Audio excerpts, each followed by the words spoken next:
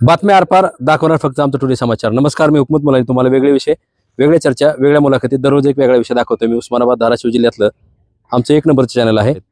आता सबस्क्राईब करा.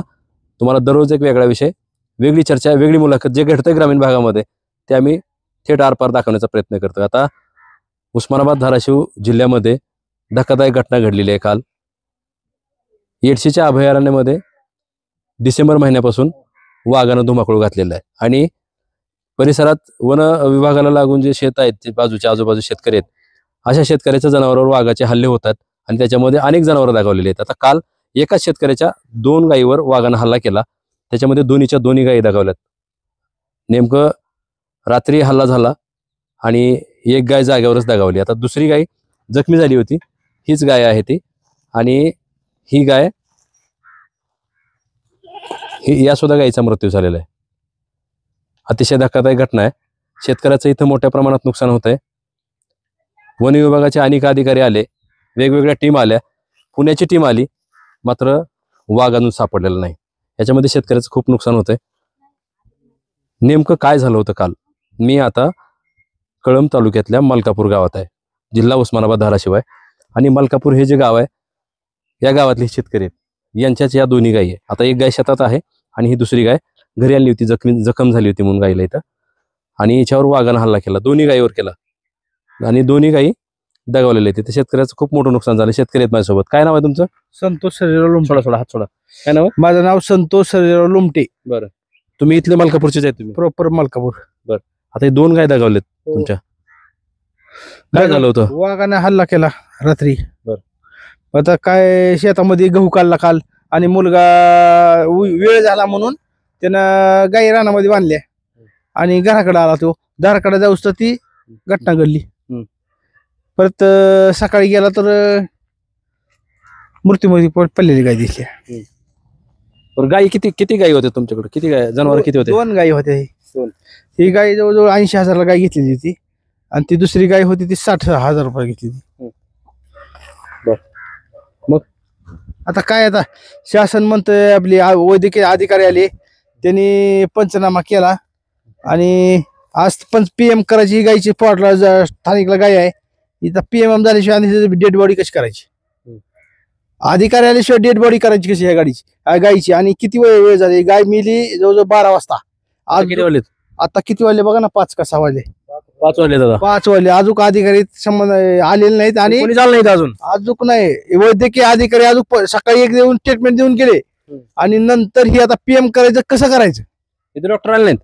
सकाळी आले, आता आपण डॉक्टरच नाहीत. कुठे डॉक्टर? ही PM बॉडी कशी करायची? बॉडी मग आता फोन करा बरं डॉक्टरला, बघू. आता डॉक्टर मध्ये आम्ही सुट्टीवर आहे, धुळीवंदन आहे. लावा बरं फोन. नंबर द्याव, डॉक्टरचा नंबर. चालू ठेवा कॅमेरा. बघा, इथं 12 वाजता ही गाय दगावलेली आहे. आम्ही सुट्टीवर आहे. अजून आता कोण कसं यायचं, कसं PM करायचं? आम्ही शेतकरी काय करायचं? लावा फोन. 1 मिनिट. थांबा, फोन लावू द्या. 77 75 85 85 05. ही मेन साहेबाचा नंबर नाही. 0 ओपन करा साऊंड. हे मेन साहेबाचा नंबर नाही.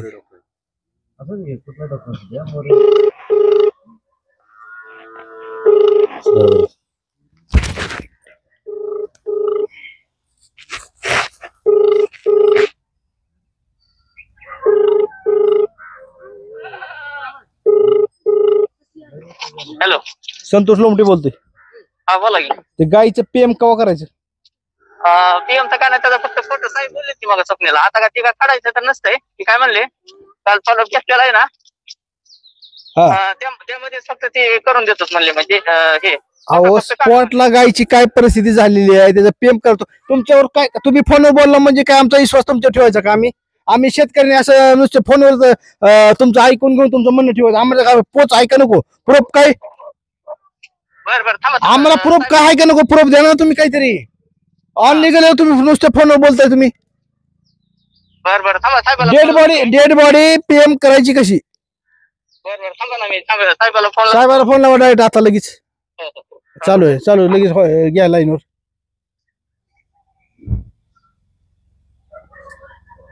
आपण ज्या व्यक्तीशी बोलत आहात त्यांनी आपला कॉल होल्ड वर ठेवला आहे. कृपया लाइन पर रहा.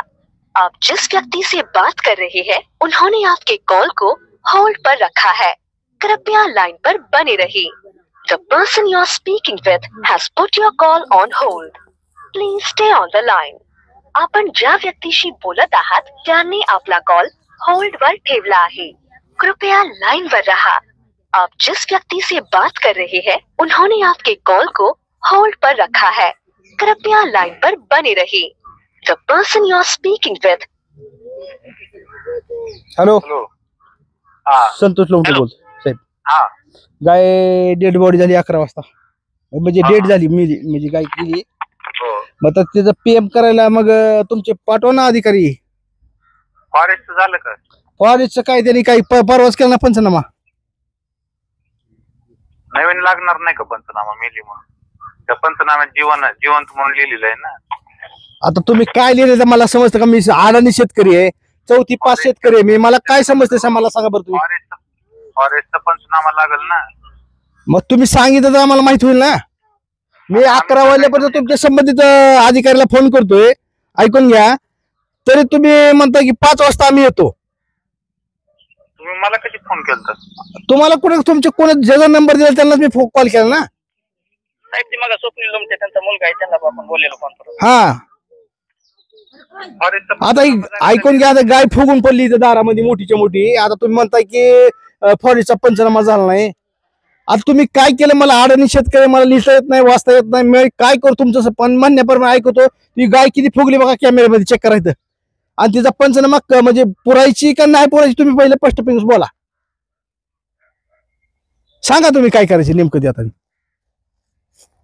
ठीक आहे ती. हा, सांगा ना तुम्ही काय करायचं. फोन करून सांगितले का? मी ती विचारायला लागलो तुम्हाला.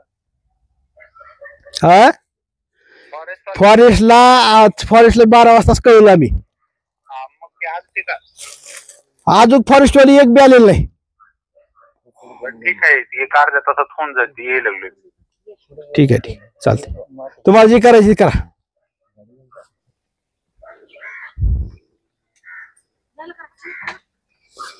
बघा घटना काय घडली. गाय 11 ते 12 वाजता दगावली. शेतकऱ्यांना आता थेट फोन बी केला होता डॉक्टरांना. पण आता मग काय वाटतं बरं हे सगळं?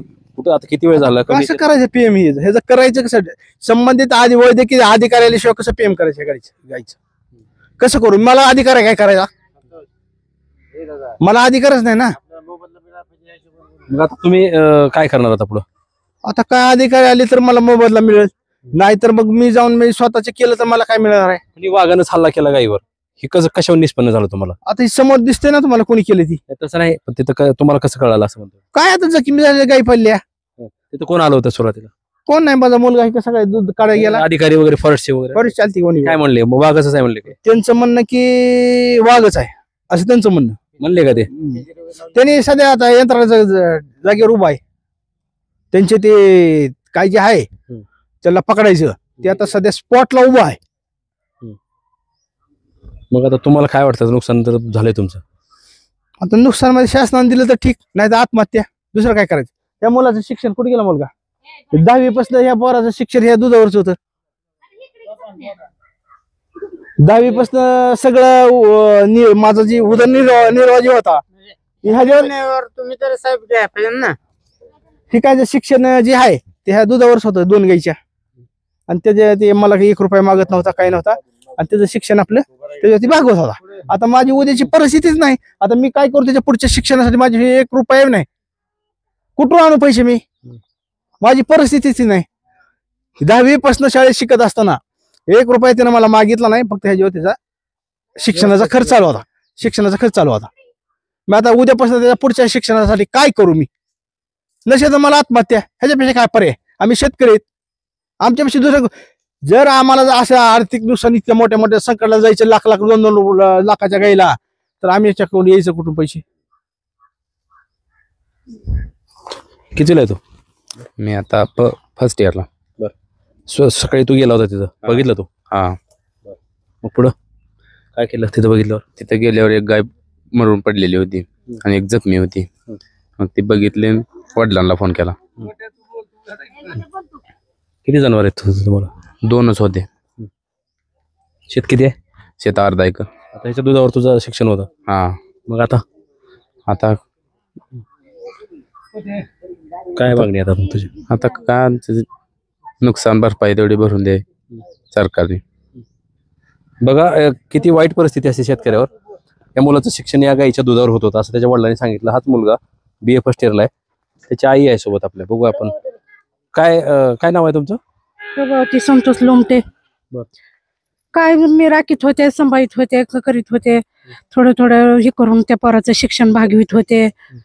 काय हे करून खाल्लं वाघान तर आदल्या दिवशी बांधले नसते नेऊन खायला होतं म्हणून हे करून आणि त्याला हे केलं वाघानं कारभार केला. काय विलाज आहे का? दोन्हीच्या दोन्ही जागेवरच येऊन बसल्या. एक जरा कस तरी दुसऱ्या दिवशी होती थोडी हे करून वाटलं नीट होईल ते बी नाही. मेली आज दुपारीच 12 वाजताच. कधी झालाय हे हल्ला? कधी झाला? काल संध्याकाळी. काल रात्री झालाय.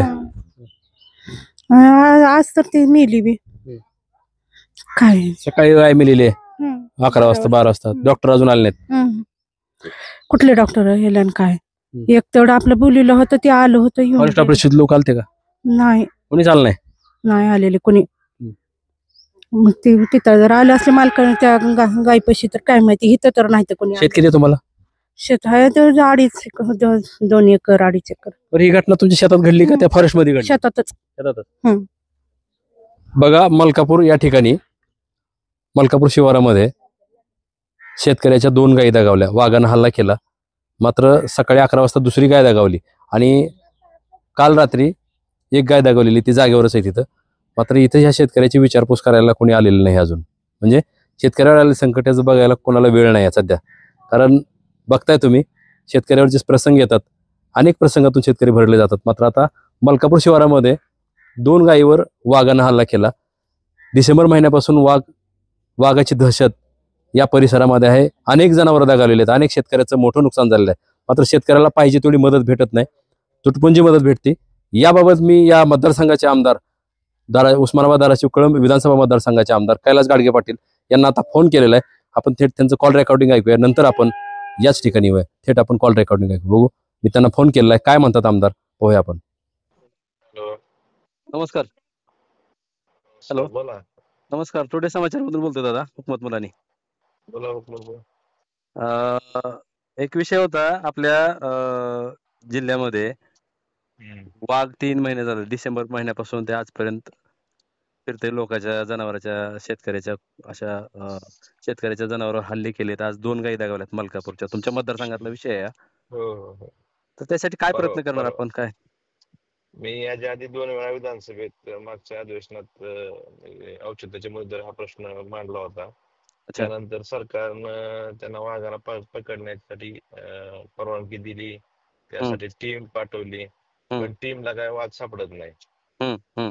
आता मग हे अपयश कोणाचं? म्हणजे सरकारी अधिकारी, वन विभागाच्या अधिकाऱ्यांना जर त्यांची जी टीम आहे त्यांना सापडत नाही, आणि रोज आपण बघतोय कुठेतरी जनावरांवर हल्ले होतात, शेतकऱ्यांच्या म्हणजे आपल्या लाखो रुपये ह्या लोक देऊन शेतकरी आहेत त्यांचे लाखो रुपये, 1-1 लाख किंमत. आणि आज म्हणजे जनावरांवर उद्या माणसावर पण हल्ले होऊ शकतात. शेतकऱ्यामध्ये भीतीचं वातावरण आहे, शेतात जायला शेतकऱ्यामध्ये भीतीचं वातावरण आहे. हे किती दिवस म्हणजे सरकार किती दिवस हे करणार? अजूनही मी याबाबत वन मंत्र्याला भेटून विनंती करणार आहे, किंवा तुम्ही तुमच्याच विभागाला जर तुमचा वाघ पकडता येत नसेल तर ह्यापेक्षा दुर्दैवी गोष्ट कुठली असू शकते? अच्छा, खर्च ह्याच्यावर खूप होतोय त्याच्यावर असं वाटतंय. हो, खर्च होतोय, पण यश का मिळत नाही? कुठे कमी पडतात हे बी आणि बघितलं पाहिजे ना. अच्छा, तुम्ही याबाबत काय? जंगल असं काही एवढं घनदाट नाही आपलं की तिथं म्हणजे खूप आतमध्ये घनदाट आहे, जाता येत नाही असं काही नाही. तरी वाघ सापडत नाही, म्हणजे कुठेतरी वन विभागाचा अपयश आहे. अच्छा, काय प्रयत्न करणार आपण आता? अजून सांगितलं ना तुम्हाला वन मंत्र्यांना भेटून अजून त्या विनंती करणार आहे, चांगले अधिकारी पाठवा, अजून चांगली टीम पाठवून ह्या वाघाला जेरबंद करा आणि सुरक्षित स्थळी नेऊन सोडा. शेतकऱ्यांना आता नुकसान होतं शेतकऱ्याचं, गायींचं, जनावरांचं, तर तेवढा मोबदला मिळत नाही शेतकऱ्यांना असं वाटतंय, शेतकरी म्हणतात. हो, वन विभाग मार्फत जो मोबदला दिला जातो तो अत्यल्पच आहे. मोबदला वाढवून सुद्धा देण्यासाठी आपण सरकारकडे प्रयत्न करू. अच्छा, धन्यवाद आपण संपर्क केल्याबद्दल. या गावातील आपल्यासोबत इकडं या महिला सुद्धा आहेत, या मलकापूरच्याच आहेत. आता तुमच्या गावामध्ये काल वाघानं हल्ला केला 2 गायीवर.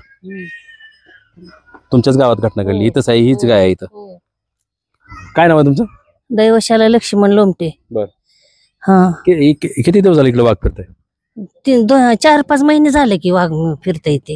हो, आणि सगळ्याला भीती वाटते. आता दारं धरायला जायचं, शेतात जायचं म्हणलं तर भीतीच आहे की, जाऊ वाटत नाही, काय नाही. पण तसंच न इलाजानं गेल्याशिवाय सरत नाही, जावंच लागतात. ही मालक आहेत, आता हे सारखं गावाच्या पाण्यासाठी द्यायसाठी रोज जातातच की शेतात आमचं मालक, असं आहे. पण आता न इलाजानं गेल्याशिवाय सरत नाही. आम्हाला शेतकऱ्याला खायला काय? किती शेत आहे? 2-2.5 एकरच आहे आम्हाला. डोंगराच्या कडेला शेत आहे? हा, डोंगराच्या कडेला. त्यांचं आमचं शेजारीच आहे शेत, तिथंच आहे सगळ्याची गहू आहे. 2 गायी त्यांच्या दाखवल्या? हा, 2 गायी दगावल्या त्या. काल एक आणि एक घरी आणली, तिच्या नरड्याला हे केलेलं होतं, तिला घरी आणलेलं आहे, तर ती पण आज सकाळी ही झाली. कशी परिस्थिती आहे त्यांची? त्यांची लई घरी परिस्थिती आहे. असं रोज करून खायचंच आहे. शेतात आता जेवढं थोडं पिकन तेवढं गायवरच भागविते ती. बिबट्या फिरते का या भागामध्ये? मग सगळीकडे फिरतं, भीतीच आहे ना. आता किती दिवस झाले. बिबट्या पण फिरते का वाघ पण फिरते? दोन्ही पण फिरते, ती वाघ बी आहे, बिबट्या बी फिरते. आज जर वाघानंच असं 2 गायचं हे केलं म्हणल्यावर वाघच आहे की. आता हे मोठा वाघ असल्याशिवाय एवढं गायला ही झाली का? असं आहे ना. मग भीतीच वाटायला लागली. आता आमच्या मालकाला बी रोज जाताना जाऊ नका म्हणलं तर म्हणलं आता पाणी दिल्याशिवाय सरतंय का? गेल्याशिवाय सरत नाही. रोज संध्याकाळी झोपाय जावं लागतंय. तर डुकराचं रान जनावरांचे बी कार आहेत, गेल्याशिवाय सरत नाही.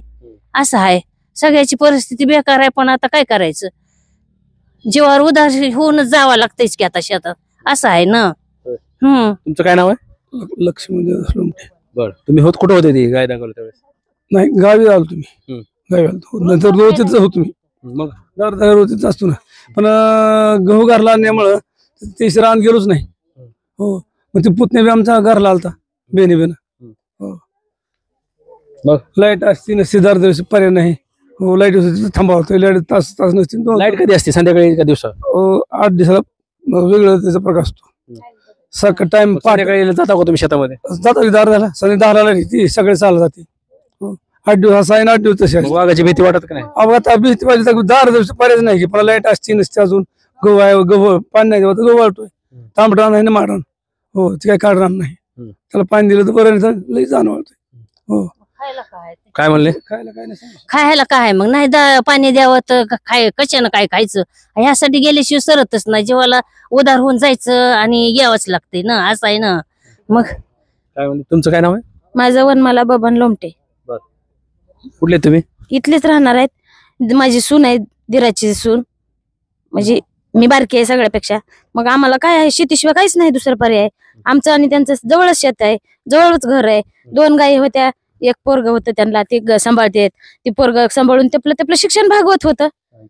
मग आता ते शिक्षण भागवायचं कशावर आता त्यांनी? आज 2 गायीचा जर हल्ला झालाय त्या शेतकऱ्याचा म्हणल्यावर ह्या शेतकऱ्यानं काय करायचं? किंवा समजा येणाऱ्या माणसांनी जर काहीच आम्हाला करू शकत नाहीत, मग आम्ही काय करणार? मग त्याची आई किंवा त्याचे वडील ती सगळं शेतीवर भागवतच होती सगळंच. मग आता ह्याच्या पुढे पर्याय नाही. त्यांची 2 गायी तर मेल्या, मग कोणच येऊ शकत नाही इथवर. आता कवा गाय मेलेली? 11 वाजता गाय मेली. मग आणखीन तर कोणच आलेलं नाही. मग आता आम्हाला काय मी करणार एवढं? आम्हाला काय ह्याच्यातलं करणार आहे? शेतकरी म्हणजे काय असते? येडच माणूस असते ना शेतकरी. मग ह्याला काय करणार आम्ही? मग आता तुमच्या जण काही जर होत असेल तर बघा. ह्याच्या पुढे काहीच आमचं होऊ शकत नाही ना. आमच्यापाशी पर्याय दुसरा नसतो. थोडं असते, त्याच्यामुळे थोड्यातच थोडं करता, लेकरं शिकवता, आमचं घर भागवता. आम्हाला काय येते दुसरं करता? आणि अशी सरकार काहीच देऊ शकत नाही किंवा कुणी येणारी माणसं काही मदत करू शकत नाहीत. मग आमची तर एवढीच परिस्थिती आहे नाजूक. याच्या पुढे काहीच नाही दुसरं. शेतकऱ्याचं काय असते? काय नाव आहे तुमचं? सुवर्णा विश्वास लोमटे. बरं, कशी परिस्थिती कशी आहे आता? परिस्थिती त्यांची फार नाजूक आहे सर, फार नाजूक आहे. त्यांनी म्हणजे करून खाते ती. आम्ही सगळे शेतकरीच आहेत. आमच्या मालकांना सुद्धा शेतातच जावं लागतंय. मग दिवसा जाते ती, रात्रीला जाते ती. आम्हाला भीती वाटते. आता गायीवर हल्ला केला, पुढे आमच्यावर करतेली की ती. मग तुम्ही कधी कधी या गायचं ही करणारा काय अशीच पडून द्यायची का गाय आम्हाला आता भीती वाटायली की आता गावात सुद्धा येऊ शकतो. आमची लेकरं बाळ असते ती आता शेतात तर जावंच लागतंय. शेतात केल्याशिवाय आमच्या लेकरं बाळांना कुठलं काय मिळणार अगं शिक्षण करायला काय पैसेच नसतात ना. बघा इथं मलकापूर या ठिकाणचे नागरिक महिला होत्या. या महिला सुद्धा नागरिक सुद्धा भीतीच्या छायेखाली इथं वावरतात. आता वाघ कधी पकडणार आहेत, कधी सापडणार आहे. बघा उस्मानाबाद धाराशिव तालुक्यातल्या जिल्ह्यातल्या कुठल्याही बातम्या असो आम्ही तुम्हाला थेट दाखवतो. घटना ज्या ठिकाणी घडतात त्या ठिकाणी जाऊन आम्ही वेगवेगळ्या विषयात वेगवेगळ्या पद्धतीने तुम्हाला दाखवण्याचा प्रयत्न करतोय. मी आता कळंब तालुक्यातील मलकापूर गावामध्ये एका शेतकऱ्याच्या 2 गायीवर हल्ला केला वाघानं आणि 2 गायी दगावल्या. त्या शेतकऱ्याला 2.5 एकर शेती आहे, 1 मुलगा आहे. त्या मुलाचं शिक्षण सुद्धा या गायीच्या दुधावर होत होतं. मात्र आता 2 गायी दगावलेल्या आहेत. शेतकऱ्याला थोडंच शेत आहे. नेमकं परिस्थिती अल्पभूधारक शेतकऱ्यावर ही जी ओढवलेली आहे, आता ही ओढवलेली परिस्थिती नेमकं सुधारणार कशी? अशा शेतकऱ्यांना लोकप्रतिनिधी असतील, सामाजिक संस्था असतील, शासन मदत किती करणार आहे? थोडी मदत करणार. मात्र याच्यावर आता त्यांचं भागणार नाही. तर तुम्ही अशा शेतकऱ्यांना तात्काळ मदत करणं गरजेचं आहे. प्रशासनाचे म्हणजे प्रशासनाचे अधिकारी जे आहेत ते कसे शेतकऱ्याचे हाल करतात, कशी चेष्टा करतात. सकाळी गाय दगावलेली आहे 12 वाजता, आता 5 वाजलेले आहेत. मात्र अजूनही त्या अधिकाऱ्याला इकडे यायला वेळ नाही. मी तुम्हाला सर्व लाईव्ह दाखवलेलं आहे. आमदार काय म्हणाले, शेतकरी काय म्हणाले, शेतकऱ्यांना डॉक्टरांना फोन केला होता, पशुवैद्यकीय अधिकाऱ्यांना, ते काय बोलले, मी त्याचं रेकॉर्डिंग सुद्धा थेट सर्व जे काय आहे ते दाखवण्याचा प्रयत्न केलेला आहे. विषय कसा वाटला नक्की कळवा. वेगळे विषय वेगळे चर्चा असतील तर खाली माझा स्क्रीनवर नंबर दिलेला आहे, त्या नंबरला तुम्ही थेट संपर्क करू शकता. मी हुकमत मुलानी, मलकापूर, तालुका कळंब, जिल्हा उस्मानाबाद, धाराशिव.